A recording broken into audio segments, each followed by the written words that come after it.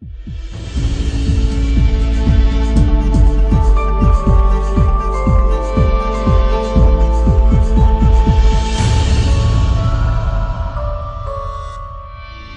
ler Jonas, capítulo 1, do versículo 1 até o versículo 17.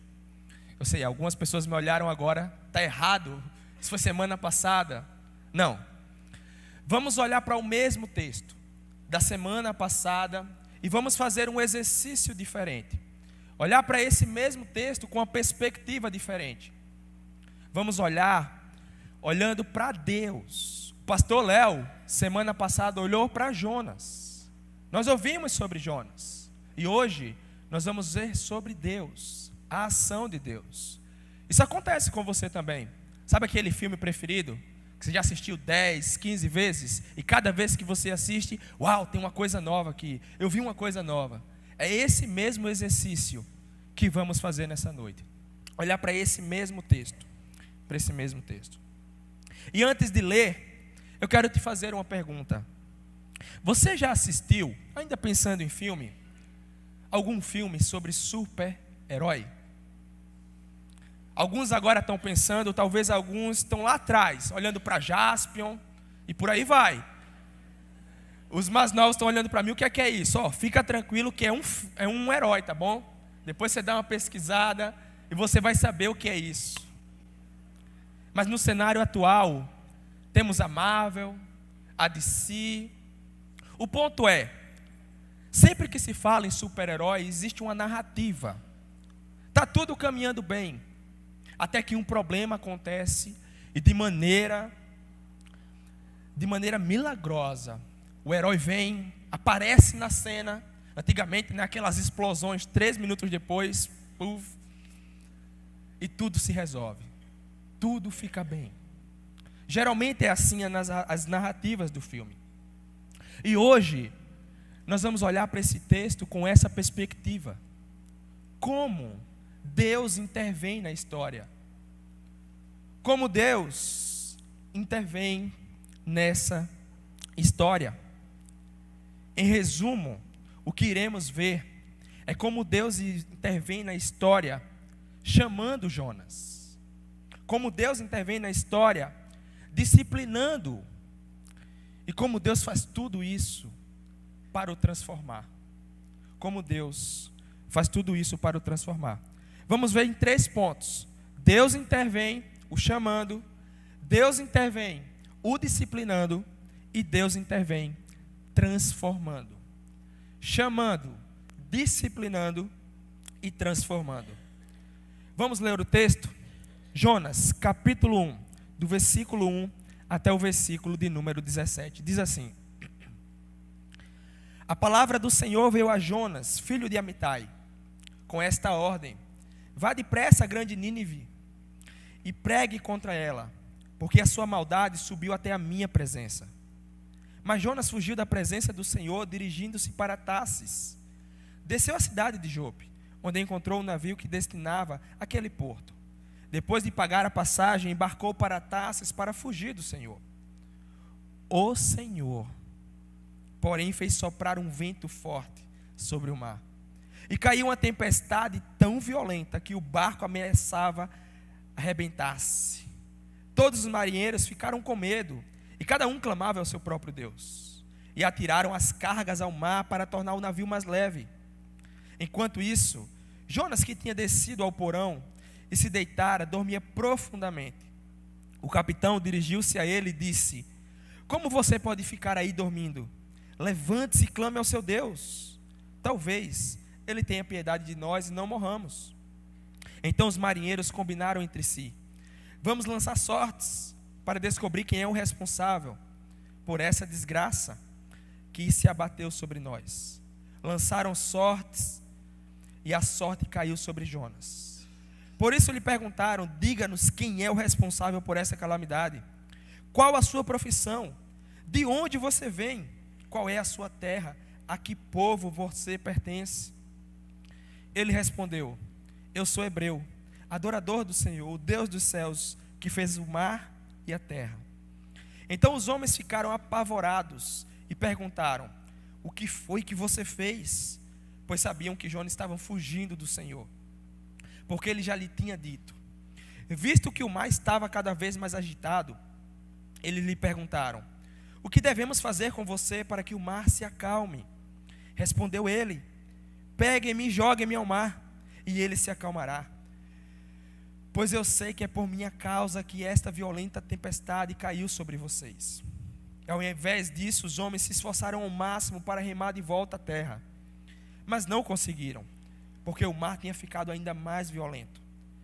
Eles clamaram ao Senhor: Senhor, nós suplicamos, não nos deixe morrer por tirarmos a vida deste homem. Não caia sobre nós a culpa de matar um inocente, porque tu, ó Senhor, fizeste o que desejavas. Em seguida, eles pegaram Jonas e o lançaram ao mar enfurecido, e este se aquietou. Tomado de grande temor, esses homens ofereceram ao Senhor sacrifício e se comprometeram por meio de votos. O 17. O Senhor fez com que um grande peixe engolisse a Jonas, e ele ficou dentro do peixe 3 dias e 3 noites. Amém. Que o Senhor abençoe sua palavra. Olha comigo de novo, o versículo 1 diz: a palavra do Senhor veio a Jonas. É o primeiro momento no texto que mostra o Senhor intervindo. Perceba que é Deus quem vai em direção a Jonas, não é o profeta que vai em direção a Deus. E a pergunta que surge diante disso é óbvia: por que o Senhor chamou Jonas? Vimos no primeiro sermão que tinha outros profetas, talvez alguns com o coração mais amolecido, que não seriam tão difícil aceitar a decisão que o Senhor teve. Por que o Senhor chamou Jonas? E a resposta também é muito óbvia: porque o Senhor queria tratar com Jonas. O Senhor queria mudar o coração desse homem. E não é verdade que o Senhor o conhecia, sabia das suas lutas, das suas dificuldades, e diante da sua soberania Ele escolhe, chama Jonas para exercer esse papel, pregar para a grande cidade de Nínive. Deus mostra que Jonas precisava ir. Diante da prepotência de Jonas, do achar que aquele povo não merecia, o Senhor o chama. E a maldade de Nínive afetava tanto o coração de Jonas, como vimos, que ele não achava aquele povo digno de receber o perdão do Senhor. Porque o Senhor o chama para tratar o seu coração. Essa é a primeira intervenção do Senhor na vida de Jonas. E isso não acontece comigo e com você? Sabe aquele negócio que temos que fazer?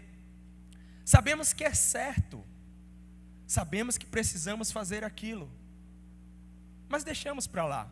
E aí vemos na EBD o Senhor falando, vamos no culto, o Senhor falando. Estou em casa, chega um WhatsApp do irmão da igreja, mandando uma mensagem, o Senhor falando. Tem momentos que o Senhor nos chama para fazer o que é desconfortável. Essa é a primeira intervenção do Senhor na vida de Jonas. É o chamando para realizar aquilo que mais o deixou desconfortável, para que ele pudesse aprender com essa situação. Afinal, Deus o conhecia. E é assim que o Senhor intervém na história de Jonas, primeiro. E é assim que o Senhor faz também na sua história. Você já se perguntou, talvez, por que comigo? Por que eu, Senhor? Por que eu que vi isso? Sabe quando você está andando e vê o irmão pecado, talvez, ou o irmão que está precisando, e você diz: por que eu? É porque o Senhor conhece a sua história. É o Senhor quem coloca as pessoas que precisam ouvir do Evangelho diante de você. E é o Senhor, conhecendo quem você é, que lhe convida a fazer coisas que lhe deixa desconfortável. É mais ou menos aquele momento que acontecia na escola, sabe? Quando você não vai muito com a cara do seu amigo da classe, e a professora diz assim: olha, eu vou fazer um sorteio aqui, vai ser em dupla, tá, a prova. Aí você diz: tudo menos ele. E a professora sorteia o seu nome com o daquela pessoa. E você diz: tanta gente para chamar, porque logo eu. Às vezes é assim que o Senhor faz. Ele coloca pessoas no nosso caminho. O Senhor nos chama. O Senhor a todo momento está intervindo em nossa vida para que possamos fazer às vezes o que é óbvio. Como?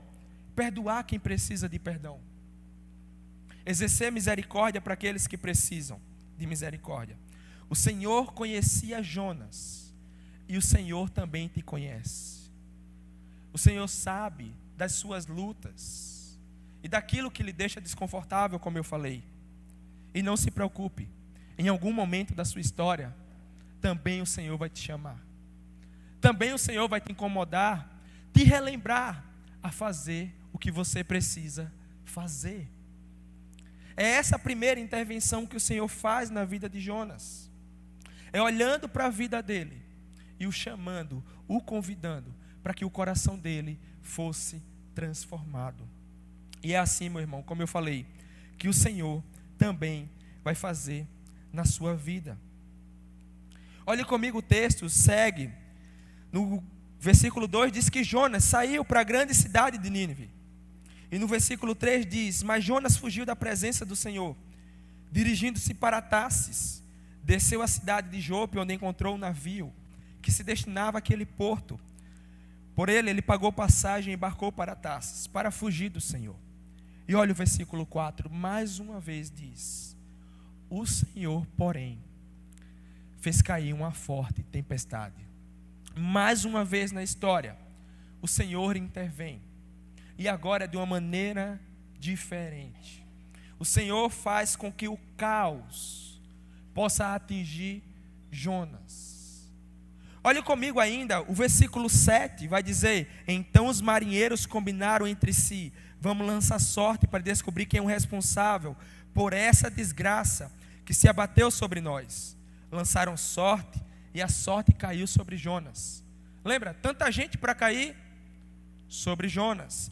Mais uma vez o Senhor intervindo. Só que dessa vez o Senhor usa do sofrimento para alcançar a vida desse homem. O Senhor faz com que o caos possa estar à volta de Jonas, não só dele, mas dos marinheiros, para que esse homem pudesse ter o coração transformado. E deixa-me te explicar bem a respeito disso. Deus intervém nessa história, disciplinando Jonas, mostrando para Jonas que ele precisava se arrepender, mostrando para Jonas. E eu quero explicar para você o que é o sofrimento, porque muitas vezes entendemos o sofrimento e a disciplina do Senhor como castigo, como um Deus que está irado e simplesmente castiga, mas é totalmente o contrário. A Bíblia vai dizer que Deus corrige os seus filhos, e a disciplina do Senhor é um ato de amor e não de ira.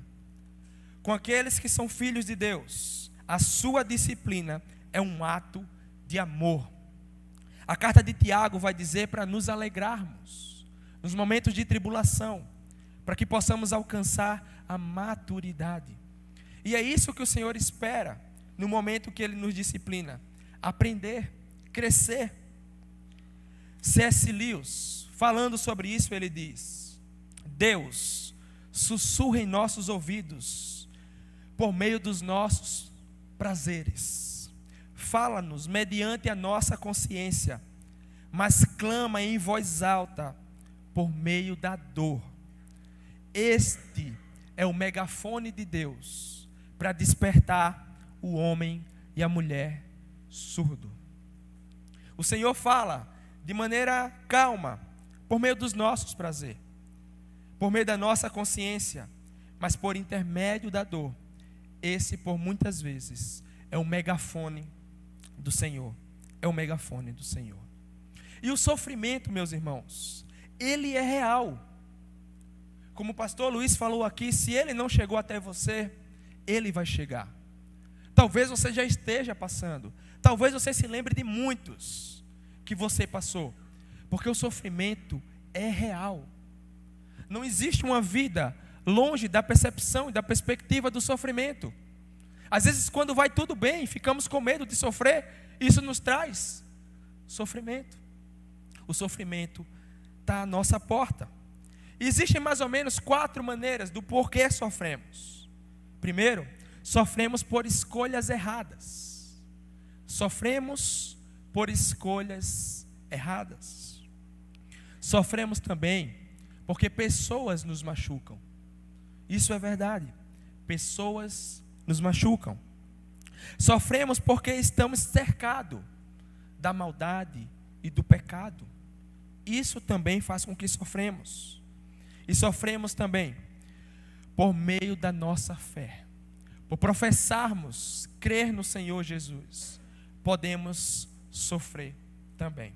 Por escolhas erradas, por pessoas que nos machucam, porque o pecado e a maldade estão à nossa volta, e por causa da nossa fé.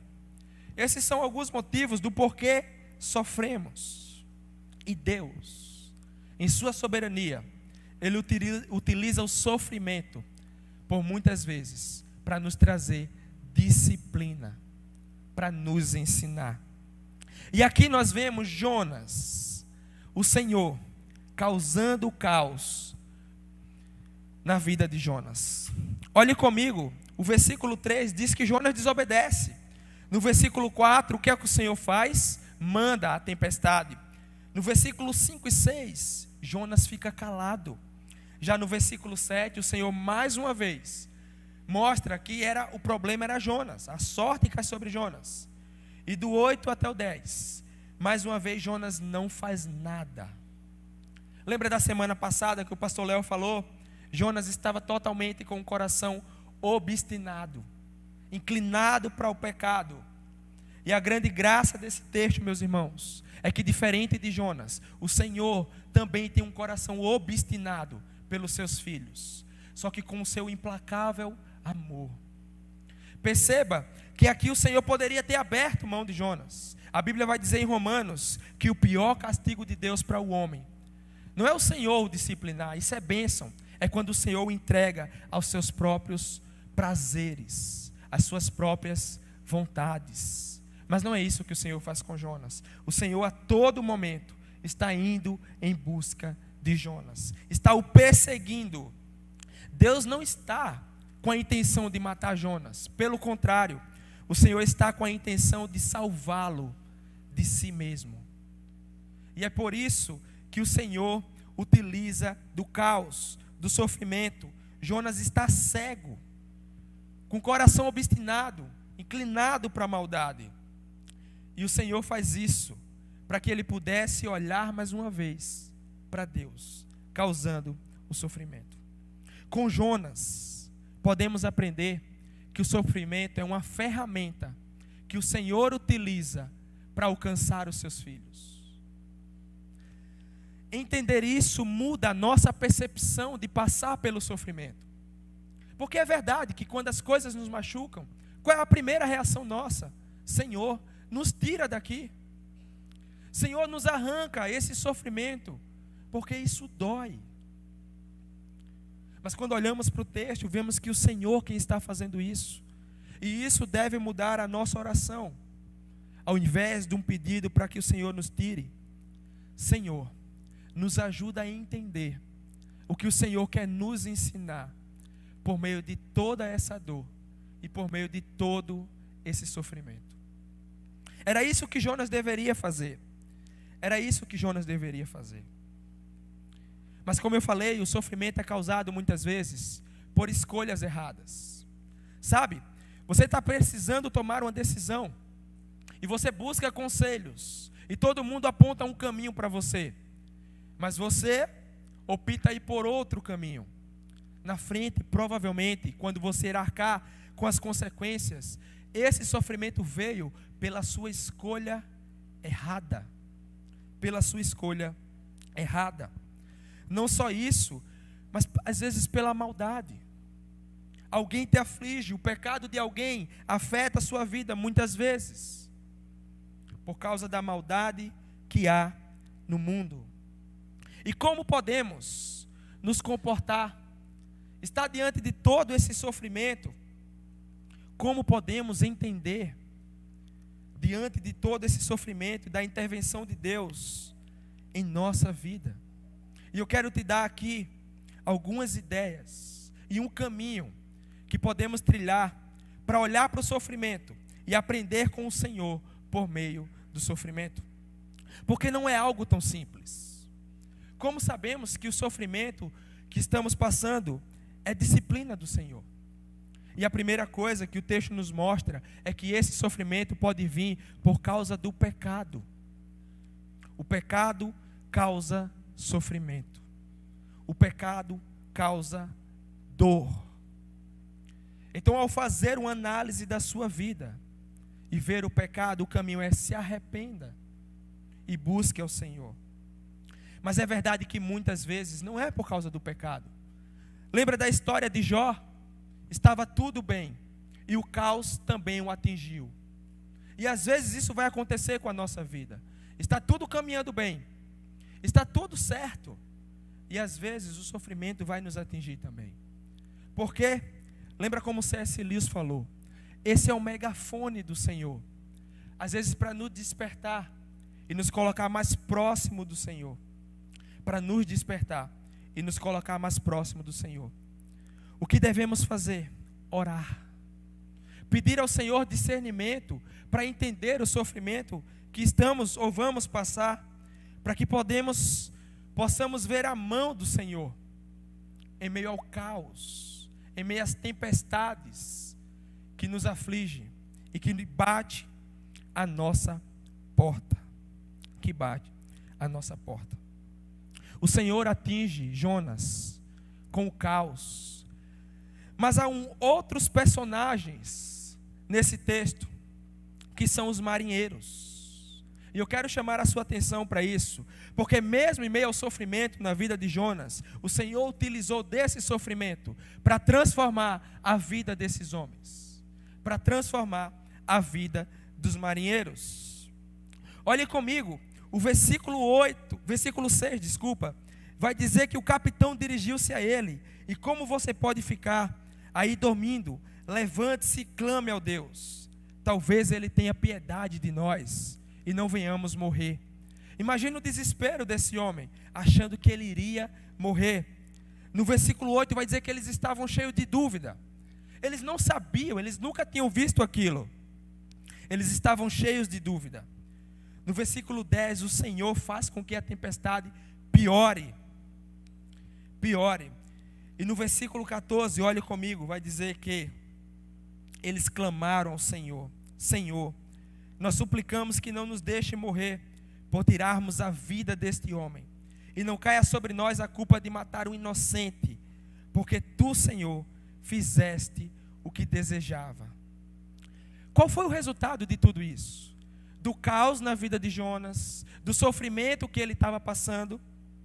O resultado de tudo isso é no versículo 15, que vai dizer: em seguida, eles pegaram Jonas e lançaram no mar, e o mar enfurecido se aquietou. Olha o 16. Tomados de grande temor ao Senhor, os homens lhe ofereceram um sacrifício e se comprometeram por meio de votos. O sofrimento causado naquela ocasião fez com que aqueles homens tivessem a vida alcançada pelo Senhor. Pelo Senhor. O Senhor utiliza momentos difíceis e faz com que aqueles que ainda não o conhecem possam o conhecer. Possam o conhecer. Ele usa situações difíceis na vida para trabalhar no coração das pessoas, para aperfeiçoar a fé dos seus. Porque, meus irmãos, há misericórdia nas profundezas. Há misericórdia nas profundezas do sofrimento. Há misericórdia do Senhor. Esses homens, eles não se converteram por causa do sofrimento, mas o Senhor usou o sofrimento para que eles pudessem se converter. Entenda isso. Eles não se converteram por causa do sofrimento, mas o Senhor utilizou o sofrimento para que esses homens pudessem ter as suas vidas completamente transformada. É isso que o Senhor faz. O Senhor utiliza o sofrimento da vida para transformar outras vidas. Tiago 1, 2:4 vai dizer: Meus irmãos, considerem motivo de grande alegria o fato de passarem por diversas provações, pois vocês sabem que a prova da sua fé produz perseverança, e a perseverança deve ter a ação completa, a fim de que vocês sejam maduros e íntegros, sem que falte a vocês coisa alguma. É isso que o Senhor espera, que ao passarmos pela tribulação, pelo sofrimento, possamos nos tornar maduros. E como eu falei, olhando para a vida dos marinheiros, o Senhor utiliza isso para transformar outras e outras vidas. O Senhor intervém na história, chamando Jonas, trazendo disciplina e usando o sofrimento para transformar vidas. É assim que o Senhor faz. Mas esse texto ele encerra de uma maneira linda, porque Jonas, em sua obstinação, ele quer se jogar, ele quer matar, quer se matar. Ele não quer cumprir aquilo que o Senhor pediu. Mas olhe comigo o versículo 17, o Senhor diz, mais uma vez o texto nos mostra: o Senhor fez com que um grande peixe engolisse Jonas, e ele ficou dentro do peixe por 3 dias e 3 noites. Eu não sei aqui se é uma baleia, o que peixe é, não importa, é um peixe grande. E eu tenho algumas perguntas que precisamos fazer para entender isso. Primeiro, por que Deus chamou Jonas? Por que Deus disciplinou Jonas? Por que Deus mandou a tempestade? Por que Deus salvou os marinheiros? Por que no final aqui vemos o Senhor salvando Jonas? Deixa eu mudar o personagem. Por que Deus chamou você? Porque Deus chama você às vezes para fazer coisas que te deixam desconfortáveis. Porque Deus te disciplina. Porque em momentos da sua vida você passa pela disciplina do Senhor. Porque em momentos a sua vida está com uma tempestade que você não consegue entender. Por que isso acontece com você? Porque o Senhor está a todo momento tentando o salvar das suas decisões erradas. Por quê? Por quê? A única resposta para isso é de fato entendermos que é o implacável amor do Senhor. É a todo momento o Senhor intervindo na nossa história também. É o Senhor nos chamando, é o Senhor nos disciplinando, e é o Senhor utilizando tudo isso para transformar outras vidas. Para transformar outras vidas. Jonas, nós vimos aqui que ele foi só ladeira abaixo, como diz. Ele desobedeceu, até se jogar no oceano. E uma outra pergunta: até onde Deus foi? O Senhor foi o acompanhando. Jonas descia, o Senhor ia atrás. Jonas errava de novo, o Senhor ia atrás. Jonas resolveu se jogar, e o que o Senhor fez? Foi atrás. Mas para Jonas, parou por aí. Para Deus não. O Senhor desceu mais fundo ainda, por meio do sacrifício de Jesus. Jesus desceu até as profundezas, até o mais fundo que poderia chegar, para intervir de uma vez por todas na vida dos seus filhos. Não é verdade que às vezes estamos assim, descendo, e o Senhor conosco, mas lembre-se, Jesus, ele desceu até a mais profunda, até as profundezas, para que o Senhor pudesse intervir na nossa vida de uma vez por todas. É por isso que o Senhor nos chama. É por isso que o Senhor nos disciplina. É por isso também que o Senhor utiliza de tudo isso para transformar vidas. É por isso. Certa vez Jesus falou: aquele que o Pai me der, jamais eu lançarei fora. Por quê? Por causa do seu implacável amor. por causa do seu implacável amor. É por isso que confiamos e estamos seguros em Jesus. Ainda que em momento da nossa vida possamos descer, o Senhor estará lá conosco para nos reerguer. É o Senhor que intervém em nossa história. Mas isso é para você que é filho de Deus. A disciplina não foi para os marinheiros. A disciplina é só para os filhos de Deus. E eu quero perguntar para você também. Talvez você que nos visita, ou você que já frequenta essa igreja há um bom tempo. Será que você terá que passar por uma tempestade dessa para se comprometer com o Senhor? Para caminhar com o Senhor? Será que Deus terá que fazer como fez com os marinheiros? Com a sua vida também? Porque se você é alguém que o Senhor quer o alcançar, certa vez Jesus também falou que um pastor que tem 100 ovelhas, e quando uma se perde, ele deixa as 99 para ir atrás daquela perdida. Então, se você que me escuta, você é alguém que nos visita e que ainda não professa fé no Senhor, ou alguém que já frequenta essa igreja e entende que o Senhor pode intervir na sua vida, a ponto que você possa firmar um compromisso com o Senhor, essa palavra é para você também. O Senhor te chama, o Senhor te convida, o Senhor quer que você caminhe com Ele também.